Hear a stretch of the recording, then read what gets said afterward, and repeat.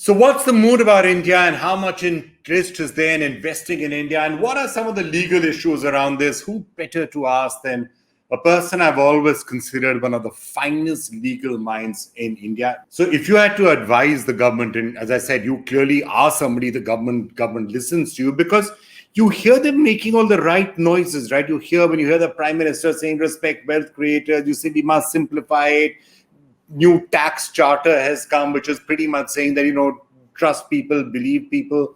Why is it so difficult to say, look, India is not going to do any of this stuff anymore? Actually, if you think about it, and I don't disagree with you, it's the fastest and the easiest way to get a lot of people to come and start betting in India and investing in India, is to just say, we won't do any of this anymore. There'll be no tax terrorism. There'll be no regulatory overreach. There'll be no more of this stuff. And here we're putting it all in black and white in laws. We've decriminalized elements of the companies bill just yesterday. We will decriminalize a lot of other things. None of this will happen in India anymore. We will follow soft touch.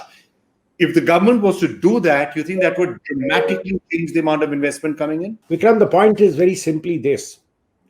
We have to decriminalize our company law.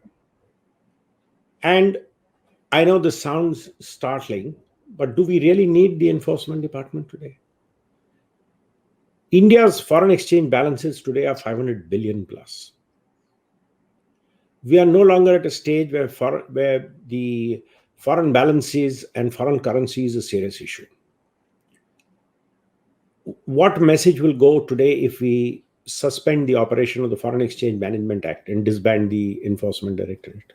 Well, you could say the same for vigilance. You could say the same for some of the other areas that you're talking about. The government who comes in and says disinvestment, don't come and question that person 15 years later and saying, why did you do this? This will be a very stark message.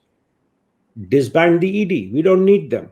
Second, we need to seriously rewrite our Prevention of Money Laundering Act. We have made some changes, and the court unfortunately has given certain interpretations which are silly. For example, you have this the Securities Exchange Board Act put inside, and violation of that is a predicate offense.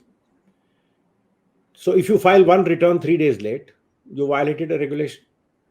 It's a predicate offense. You can be made liable under the Prevention of Money Laundering law. Arrest. Do we even think of what we are doing? So, these are the small irritants. Now, if a client comes to me for advice and says, what are the risks? Don't I have to spell out these risks?